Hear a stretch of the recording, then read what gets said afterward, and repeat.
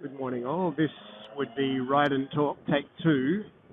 Um, I think it's Thursday morning. It's about a fortnight after the first Ride and Talk. Time flies when you're too busy to be having fun. And I thought I'd give it another go on the same road, but with a much better camera positioning. So you do get to enjoy the beauties of this particular part of the world. So this is front side of Beachmont. I did consider whether I should be identifying where I am for legal purposes, but let's pretend this is the front side of Beachmont because it is pretty distinctive once you actually get there.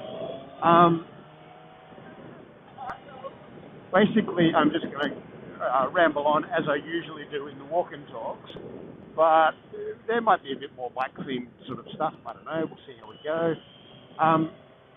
I did go to the racetrack, as you probably know if you followed my Facebook presence, the Lakeside racetrack, and I was hoping to be able to take the camera there because that would be a bit more exciting than just civilian commuting stuff.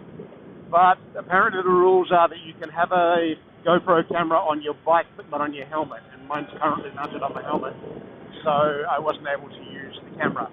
I did have a fantastic time and really enjoyed it. There might be some photos later if I can be bothered to pay the official photographer, because it's very hard for randoms to get anywhere near the track to get good photos. But there is a guy that does photos, and they're fantastic, but they're also quite pricey. Anyway, that's probably way more inside detail than you need. I think I talked last night a little bit on a walk-in talk about nuclear energy, nuclear weapons as weather management weapons. I would probably add just the point that I think weather management in general is a pretty awful idea, that the weather is such an incredibly complex system that messing with it is very much at our own risk, and there's a decent chance that if you try to make something better, you'll make something worse. So that's just a general caveat, and I think that includes things like geoengineering, which, so there have been proposals to seed the ocean with large amounts of iron to increase the growth of algae, because the algae growth takes up carbon dioxide from the atmosphere, or from the ocean, which takes it up from the atmosphere, because it's a dynamic equilibrium situation. Seems like an interesting idea, but apparently it would also, because it would break the natural balance of those areas of the ocean, it would basically kill everything else. It would be a huge algae bloom, algae slick, in which all the fish would suffocate and so on. So again, humans should tread with care.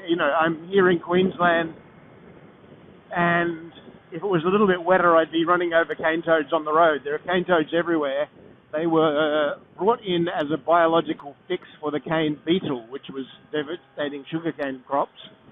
But the cane toad had no natural predators and ends up spreading through the country and displacing the beautiful native frogs,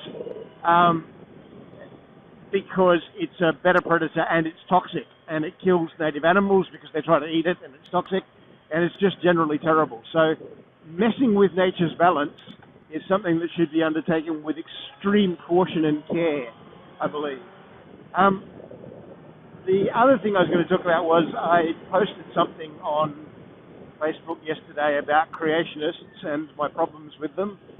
And by creationists, I include intelligent design and the various other supernaturalist approaches. Now, my issue is not with having supernatural beliefs. I have no problem at all with that. There are many people who have supernatural beliefs, and it makes them better people in the world. They're kinder and gentler and more thoughtful than they otherwise would be, and a whole variety of other positive consequences, and no really negative consequences of just holding the beliefs.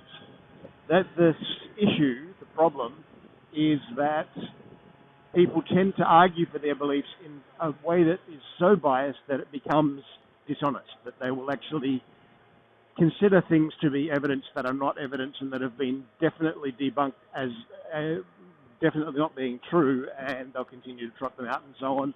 Of course, atheists and materialists are also subject to those kind of biases. We're all human. There are no superhuman, super rational, Spock-like minds working in among humans.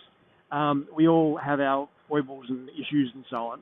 But I do think following the truth and the evidence where it leads and being willing to discard a cherished belief if the evidence doesn't support it is a healthier attitude. It helps to avoid you getting ripped off by various charlatans because the evidence won't stack up for their claims. Thank you, kind sir, for letting me by. I do love drivers who do that. All right.